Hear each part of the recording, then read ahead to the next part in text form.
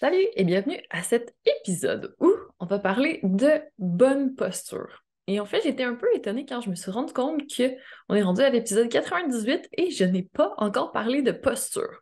Pourtant, j'en parle tout le temps parce que je suis ergonome et que c'est un peu la base. Si on veut avoir un poste de travail qui est bien aménagé, c'est important.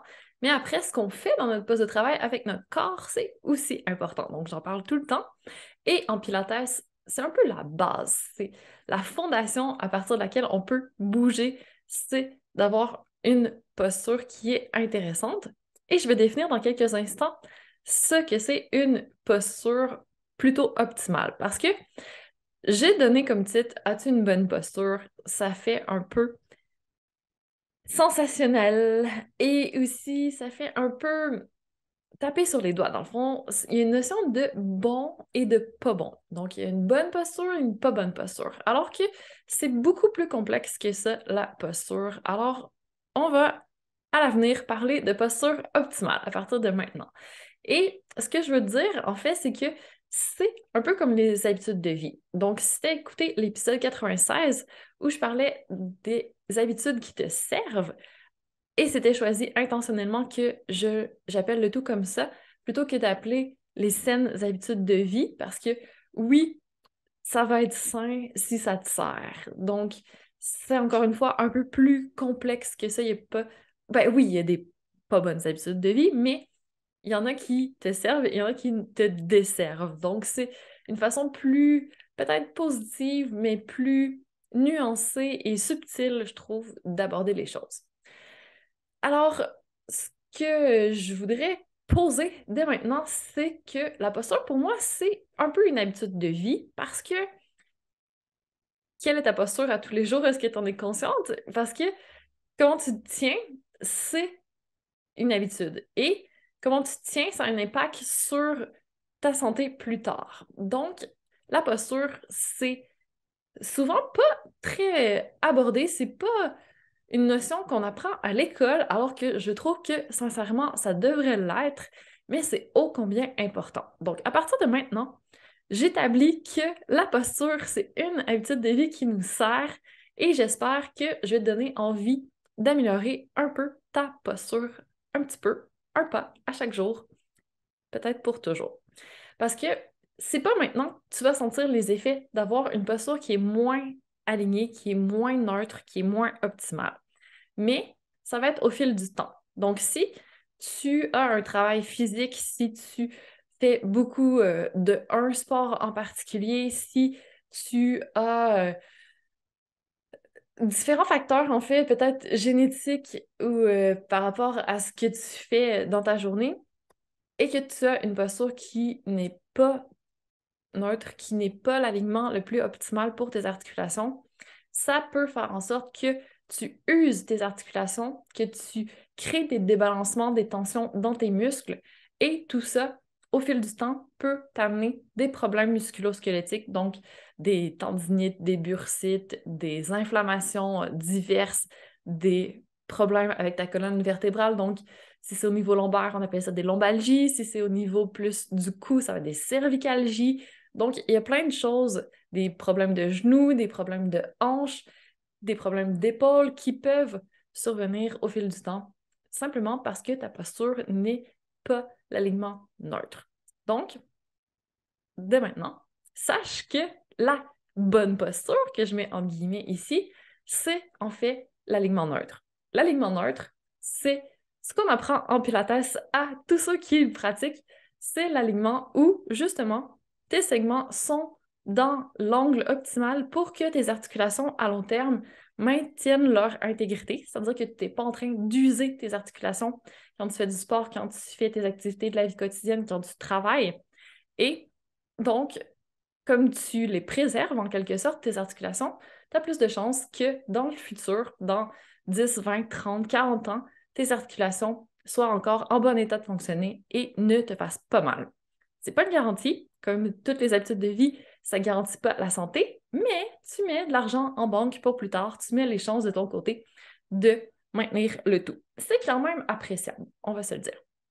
C'est pourquoi je t'invite dès maintenant à commencer à penser un petit peu plus à ta posture. Donc, juste prends conscience comment tu te tiens en ce moment. Et là, je veux pas que tu te raidisses parce que on va dire tout de suite ce qui n'est pas une bonne posture avant de parler de posture alignement neutre. Donc, ce qui est moins optimal au niveau de ta posture, c'est d'être dans la rigidité. Donc, si déjà tu t'es redit quand j'ai dit est-ce que tu as une bonne posture, relaxe un peu parce que c'est pas rigide, une bonne posture. Ensuite, c'est pas non plus d'avoir une colonne droite comme une barre. Une colonne, pour être optimale, ça doit avoir des courbes, donc un creux dans le bas de ton dos, une petite bosse au niveau thoracique, au niveau de tes omoplates, et un petit creux de nouveau au niveau de ton cou. Donc, une lordose, une petite syphose et une lordose. Si tu as déjà entendu ces termes, c'est ça en fait. Lordose égale creux, syphose égale petite bosse. Donc voilà. Et c'est pas non plus des épaules complètement en arrière comme une posture militaire où on sort la poitrine. Encore une fois, c'est trop, c'est un peu excessif. Donc, on peut penser peut-être à une ballerine qui a une bonne posture. C'est vrai qu'elle a un alignement assez neutre, quoique peut-être un petit peu trop rigide justement dans le haut du corps. Mais là, on commence à avoir quelque chose, une image qui est un petit peu plus optimale. Versus le bossu de Notre-Dame, lui a une syphose beaucoup trop prononcée. Ou si on pense à différentes personnes, il y en a qui, on dirait qu'ils penchent par en arrière, il y en a d'autres qui penchent par en avant, il y en a qui sont un peu inclinés sur le côté, il y en a qui ont les pieds ouverts sur le côté en canard, il y en a qui ont vraiment les jambes arquées comme un cow-boy. Donc, il y a différentes silhouettes, il y a différentes postures qui sont extrêmes, si on veut, qui sont un peu caricaturées. Et des fois, on ne peut pas changer comme les genoux un peu en cercle comme un cow-boy ou qui rentrent vers l'intérieur. C'est plus difficile à réaligner, mais sache que si tu te rends compte que tu as une posture qui est non optimale, qui n'est pas l'alignement neutre, tu peux faire des petits pas à chaque jour pour éventuellement arriver à réaligner un petit peu plus au neutre ta posture. Parce que c'est ce qu'on recherche sans être dans l'excès pour avoir le plus de chances possible de pouvoir bouger et de rester en santé dans le temps. Donc, notre corps, ce qu'il faut savoir aussi, c'est qu'il est intelligent. Par conséquent, il est un petit peu paresseux aussi. Parce que, en fait, si on lui impose une posture, disons, on imagine l'adolescent typique qui est toujours assis, tout arrondi sur sa chaise, complètement en arrière, quasiment couché sur son siège, ça fait en sorte qu'il y a un dos qui est arrondi vers l'avant, les épaules qui sont retournées vers l'intérieur. Donc, tous les muscles en avant, les pectoraux, entre autres, vont avoir tendance, si on est souvent comme ça, voire tout le temps pendant X mois, années, les muscles en avant vont se raccourcir parce qu'ils sont tannés de devoir se contracter pour rester dans la posture. Et les muscles en arrière, dans le dos, au niveau des omoplates, par exemple, vont s'allonger pour s'adapter parce qu'eux sont tannés de toujours être tirés. Donc, le jour où on essaie d'ouvrir un peu nos épaules pour aller chercher un alignement plus neutre, c'est sûr que ça va être inconfortable. Et là, si on essaie d'avoir une posture plus neutre et qu'on sent que c'est pas confortable, on peut se dire, il me semble qu'il y a quelque chose qui fonctionne pas parce que il me semble que, en guillemets, encore une fois, une bonne posture, ça devrait pas faire mal. On va mettre le mal en guillemets. C'est pas un mal intense, mais c'est un inconfort. Mais oui, ça se peut que la posture soit inconfortable parce que quand les muscles étaient habitués d'être raccourcis ou étirés en permanence, quand on fait le contraire, c'est sûr qu'il va y avoir une réaction du corps et c'est correct. C'est sûr que le corps va vouloir revenir à sa posture qui est la plus facile, la plus paresseuse pour lui et il va falloir recommencer, recommencer, recommencer. Mais tu le sais maintenant, tu sais que c'est normal et tu vas aussi pouvoir te rattraper quand tu te rends compte que tu es en train de retourner vers ton ancienne posture qui était moins neutre et c'est correct comme ça.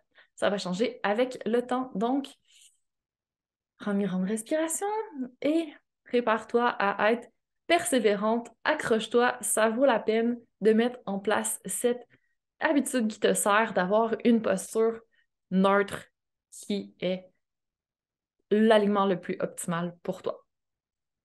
Alors, si jamais ça t'intéresse de commencer à travailler un petit peu plus sérieusement la posture neutre, sache que j'ai plein de ressources là-dessus sur YouTube, sur l'ergonomie Là-dedans, il y a des exercices pour la posture, des micro-pauses, entre autres. Et sache aussi que dans mes cours de Pilates, j'en parle tout le temps. Et encore une fois, je mettrai dans les ressources de l'épisode, j'ai plein de vidéos gratuites sur YouTube pour te donner des idées, pour t'inspirer à faire un petit peu plus de Pilates peut-être. Alors, si tu te sens prête à commencer à améliorer ta posture, c'est-à-dire à faire de l'alignement neutre, ta posture qui est la plus naturelle, la posture qui est un peu plus permanente chez toi, eh bien, voici ce que je te propose aujourd'hui. Première chose, c'est de prendre conscience de ta posture, comment tu te tiens actuellement dans ta vie normale. Ta posture de référence, ta posture un peu plus permanente, elle ressemble à quoi en ce moment? Donc, si tu veux, tu peux prendre des notes là-dessus sur ton téléphone, des notes manuscrites, peu importe, ou tu peux juste faire un scan corporel une fois de temps en temps. Et on va le faire ensemble, le scan corporel. Donc, ce serait la première étape, prendre conscience comment elle est ta posture en ce moment. Deuxième étape, ça va être de réaligner ta posture au neutre. Et encore une fois, je vais t'expliquer comment. Tu vas voir, c'est pas très compliqué. Et ensuite, ton travail, ça va être tout simplement de répéter ces deux étapes encore et encore parce que tu vas avoir à le faire de nombreuses fois avant que ça devienne une habitude, que ça devienne ancré, que tu n'aies plus besoin d'y penser. Donc, au besoin, tu pourras te mettre des alarmes, des post-it, des pop-up sur ton calendrier, sur ton ordinateur de bureau, peu importe la méthode que tu vas utiliser. L'important, c'est que tu aies quelque chose en place qui te permette de faire ces fameux réalignements autant de fois que tu en as besoin. Et aussi, travailler ta respiration, ça va t'aider là-dedans. À être indulgente, à être patiente, à être persévérante et à être pleine de gratitude pour ton merveilleux corps. Ça va également être des atouts si tu peux garder ça en tête. Donc, on prend une autre respiration et on commence. C'est pas si pire, c'est pas si pénible le travail. Je te préparais mentalement, tout simplement. Donc, on attaque avec le scan corporel. Donc, si c'est possible, parce que je ne sais pas ce que tu fais en écoutant ce podcast, peut-être que tu ne peux pas fermer les yeux en ce moment. Mais si c'est possible pour toi, je t'invite à fermer les yeux, à commencer à connecter à ta respiration et à porter ton attention sur tes pieds. Donc, comment sont tes pieds en ce moment? Est-ce qu'ils sont vraiment posés à plat sur le sol, tournés vers l'intérieur, vers l'extérieur, plus de poids sur les talons, sur les orteils? Est-ce qu'ils sont peut-être en rotation vers l'intérieur ou vers l'extérieur? Comment sont tes pieds en ce moment?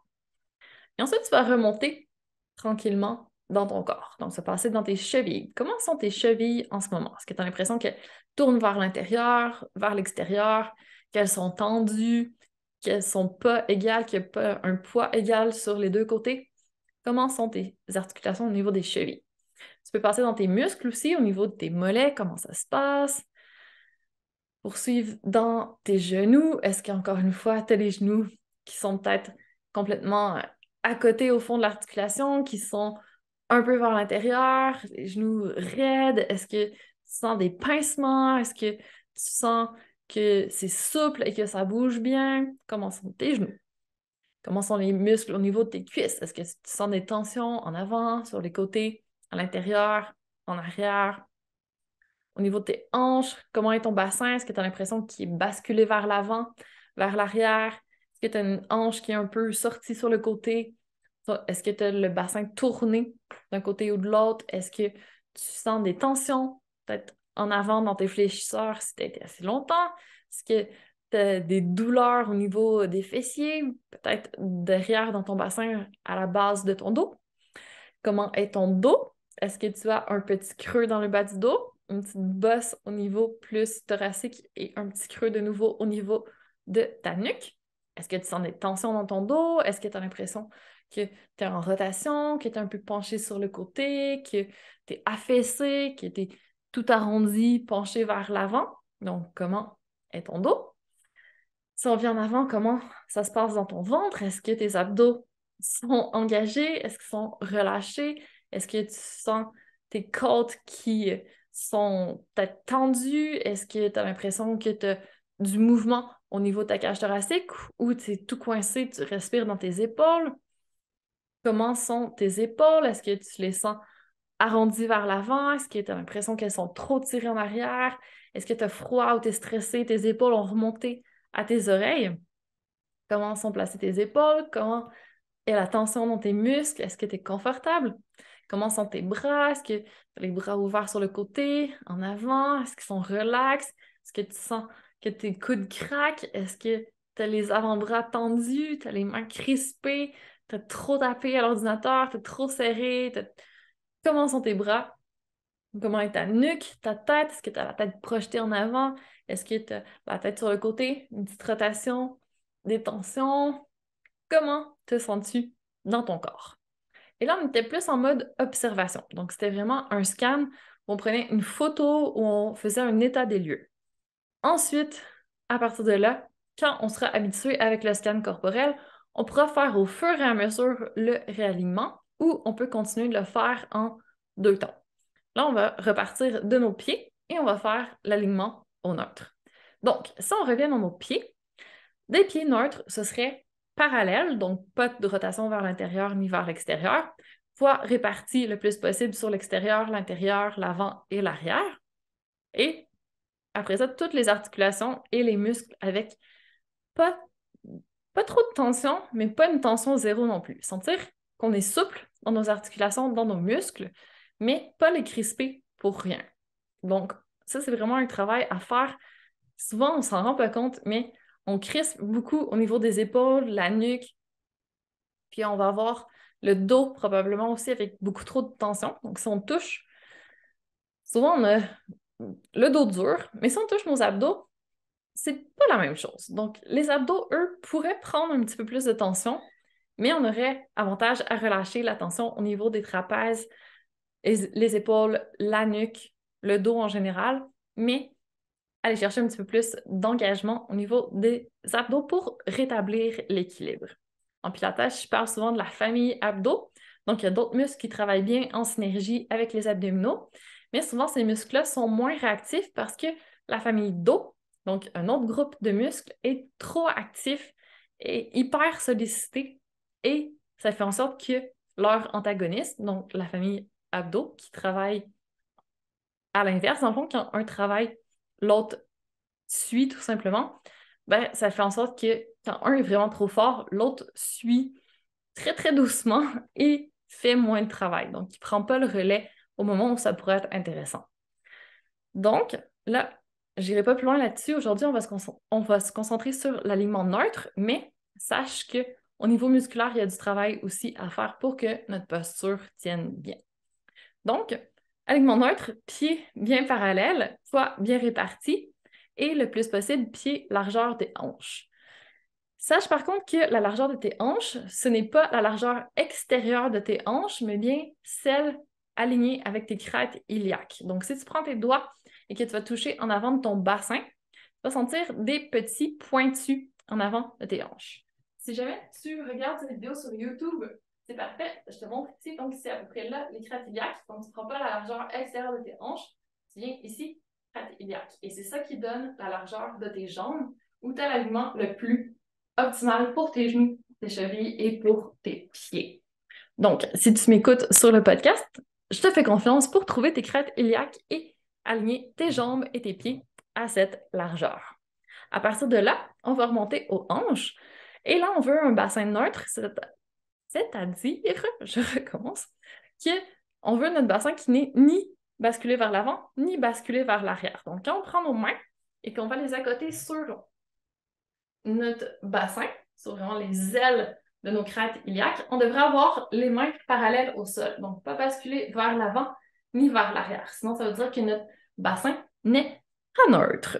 Alors, le plus possible, on essaie d'avoir notre bassin au neutre. Et si on est couché par terre, qu'on prend nos mains, qu'on pose notre pouce contre notre pouce, notre index, nos deux index un contre l'autre, ça nous donne un triangle. Et si on met notre triangle sur notre pubis, sur notre bassin, devrait être parallèle au sol, pas pointé vers l'avant ni vers l'arrière, encore une fois, comme ça on peut savoir que notre bassin est vraiment neutre. Et c'est important d'avoir un bassin neutre parce que ça fait en sorte que le bas de notre dos, donc au niveau lombaire, notre lordose, au niveau lombaire, se place toute seule et ainsi de suite pour le reste de notre colonne à partir de notre bassin. Donc, c'est quand même important de bien placer notre bassin. Si on veut plus là-dessus, je t'invite à aller voir sur YouTube. Et à partir de là, pour être sûr de vraiment bien aligner notre colonne, on peut imaginer une petite ficelle qui nous tire vers le haut. Donc, ça va faire en sorte qu'on s'auto-grandit et tout ce que ça fait, c'est que ça réaligne notre colonne, ça met un petit peu d'espace entre nos vertèbres. Donc, si on avait tendance à s'affaisser durant la journée, parce qu'on est soumis à la gravité, hein, personne n'y échappe, on se tasse tous un petit peu durant la journée. Donc, en faisant l'effort conscient et intentionnel de se redresser vers le haut, de s'auto-grandir, ça fait en sorte qu'on réaligne notre colonne et en même temps, on active aussi nos muscles abdominaux profonds, les muscles posturaux. Donc, juste une petite parenthèse sur les abdos. Donc, les muscles les plus profonds sont le transverse de l'abdomen. On a aussi les obliques. On a des obliques internes et externes. Et on a également notre périnée qui est vraiment au plus profond dans notre bassin qui empêche nos organes de descendre vers le bas. Et ce qui empêche nos organes de remonter vers le haut, c'est notre diaphragme, c'est le muscle de la respiration. Donc, on respire. Donc, on contient de ce côté-là. On essaie d'activer notre périnée. Je vais y arriver. Notre muscle périnée, qu'on appelle aussi plancher pelvien dans notre bassin, pour avoir notre soutien en bas. Donc, si tu ne sais pas comment activer ton périnée, la façon la plus facile de le faire, c'est d'imaginer que tu as super envie d'uriner et que tu ne peux pas y aller. Tu dois retenir cette envie d'uriner. Donc, c'est un petit serrement à l'intérieur. C'est subtil comme mouvement parce que les muscles sont vraiment profonds. Donc, si tu sens que c'est tes fessiers qui serrent, tu sers trop fort. Tu n'es pas à la bonne place. Il faut vraiment que ce soit plus creux que ça à l'intérieur. Si tu as déjà accouché, tu as sûrement fait de la rééducation périnéale après. Donc, c'est exactement ça. C'est les exercices de Kegel, en fait. Donc, n'hésite pas à stopper cette envie d'uriner. Et ensuite, juste en t'auto-grandissant, puis en respirant, peut-être en expirant avec un petit peu plus de puissance, automatiquement, tu engages le transverse de l'abdomen, qui fait un peu comme un corset, qui te fait une taille de guêpe. Et les obliques aussi, par conséquent, travaillent un petit peu. Donc, tu as tous tes muscles profonds, les muscles posturaux qui travaillent pour toi et qui donnent un peu de répit à ton dos. Donc, super intéressant d'aller chercher un petit peu plus les abdos et d'aller chercher une bonne respiration. Donc là, on est rendu aux épaules et à la tête. C'est ce qui nous reste à aligner. Donc, les épaules, tout simplement, on essaie de les garder le plus possible dans une position qui est relaxe. Parce que, comme je disais, souvent, il y a beaucoup de tension à ce niveau. Donc, si on avait les épaules remontées, on va les relâcher. Pas besoin de tirer vers le bas. On les laisse juste se poser naturellement. Et après, pour savoir si on doit aller en avant ou en arrière, on peut s'aider avec nos clavicules. Donc, quand nos clavicules sont trop sorties, on sait qu'on a les épaules trop en avant. Et si on a les épaules trop en arrière, nos clavicules disparaissent complètement. Donc, le neutre est quelque part entre les deux, où on est capable d'aller pincer nos clavicules entre notre pouce et notre index, sans que ce soit trop proéminent, sans qu'elles sortent. Mais si on est trop en arrière, on va avoir de la difficulté à toucher nos clavicules. Donc là, on sait qu'on est trop en arrière. Tu peux aussi imaginer des petites ficelles qui tirent tes épaules sur le côté, juste pour essayer de donner un petit peu d'espace entre tes épaules sans tirer en arrière. Juste ouvrir, laisser rayonner un petit peu plus ton cœur devant. Donc ça, c'est pour les épaules. Les bras, dans la posture neutre, sont plutôt de pouce vers le haut ou vers l'avant si tes bras sont le long de ton corps. Donc si on a les bras un peu trop larges, on les ramène le long de notre corps. C'est vraiment la position la plus neutre pour nos bras. Donc, petite parenthèse ici, quand on tape sur un clavier, quand on tape à l'ordinateur, quand on cuisine, souvent on est en rotation vers l'intérieur, donc en pronation qu'on appelle, et ça amène des tensions dans nos avant-bras. C'est pas la position neutre au niveau de nos mains. Donc, si on a des tensions à ce niveau-là, ça se peut tout simplement à cause de notre posture pour taper sur l'ordinateur et posture qu'on adopte souvent dans notre vie quotidienne. Et même chose pour les épaules, un peu plus vers l'intérieur, quand on est sur notre téléphone, quand on cuisine, quand on mange, quand on conduit, quand on a un livre, quand on serre un enfant dans nos bras, on est toujours en rotation vers l'intérieur. Donc, c'est normal qu'on ait toutes un peu une posture qui est plus arrondie en avant, la tête projetée un petit peu plus en avant, les bras tournés vers l'intérieur. Donc, qu'on ait des tensions dans cette région-là, c'est une chose qui est assez commune, mais maintenant tu sais pourquoi et tu sais comment essayer d'atténuer le tout autant que tu peux en revenant à l'alignement neutre. On termine avec la tête. Je referme la parenthèse. Donc, la tête, le plus possible, on va essayer de la ramener alignée, c'est-à-dire épaules au-dessus des épaules, donc pas projeter en avant ni trop tirer en arrière où on se fait un double menton. Et sinon, on n'a pas grand-chose à penser, juste à éviter les rotations sur le côté ou d'être penché l'oreille vers l'épaule trop souvent. La posture neutre, c'est la posture où la tête est droite et alignée avec nos épaules, oreille au-dessus de l'épaule. Et voilà, c'est pas plus compliqué que ça, l'alignement neutre. Donc, si tu le testes avec moi, maintenant que tu es aligné au neutre, dis-moi comment tu te sens. Est-ce que tu as l'impression que c'est confortable ou pas? Est-ce que tu es capable de tenir ça durant plusieurs minutes, voire heures, voire jours? Donc, laisse-moi un petit commentaire là-dessus, ça va me faire plaisir d'en discuter avec toi. Donc, je te rappelle, c'est normal si c'est pas tout à fait confortable, c'est normal si dans 5 minutes, tu n'as plus cette posture-là, que tu as oublié complètement, que tu sais plus ce que tu fais avec ton corps, c'est pas grave. Dès que tu y repenses ou que tu entends ton alarme sonner, c'est ton ami, ben, tu peux réaligner le tout de nouveau, faire ton petit scan corporel, aller chercher ton alignement un petit peu plus optimal et persévère, courage, respire. Ça va s'améliorer avec le temps. C'est une nouvelle habitude que tu mets en place qui va te servir à long terme. Donc, vas-y, continue. Ça vaut la peine. C'est vraiment pour ton intérêt que tu le fais. Alors, accroche-toi. Et si tu as envie d'aller un petit peu plus loin, que tu as besoin d'aide là-dessus, ça va me faire plaisir de t'aider. Je t'invite vraiment à venir dans mon cours Pilaga 1 Fondation. Je parle énormément de posture et on met la posture en mouvement. Donc, on va faire différents mouvements dans le cours, mais toujours en se rappelant d'engager les abdos, de bien respirer, d'aller chercher notre alignement neutre. Donc, plus tu le fais, plus tu le pratiques et que tu le pratiques pas juste assis quand tu y penses, mais que tu le pratiques vraiment en faisant différentes positions, couché, assis, debout, sur le côté. Ça peut vraiment être intéressant pour te permettre d'ancrer tout ça. Et après, tu vas pouvoir y penser quand tu pratiques d'autres sports, quand tu es avec tes enfants, quand tu fais différentes tâches de la vie quotidienne. Tu vas commencer par travailler ta posture, engager tes abdos, aller chercher une respiration un petit peu plus puissante pour pouvoir te supporter. Par exemple, si on a un port de charge à faire, si on doit soulever un meuble, un sac d'épicerie vraiment lourd, ou notre enfant qui est lourd, ben, ça va faire en sorte que si on prend le temps d'avoir une posture un peu plus neutre et qu'on va chercher un peu plus d'engagement musculaire, on a moins de chances de se blesser. Donc, c'est vraiment plus intéressant pour le maintien de notre santé à long terme, comme je disais auparavant. Alors, en espérant t'avoir convaincu que la posture, c'est vraiment intéressant et que c'est une habitude de vie importante à travailler, eh bien, je te souhaite une bonne pratique de l'alignement neutre et je te souhaite, d'ici à ce qu'on se reparle tout bientôt, j'espère, une magnifique suite de journée.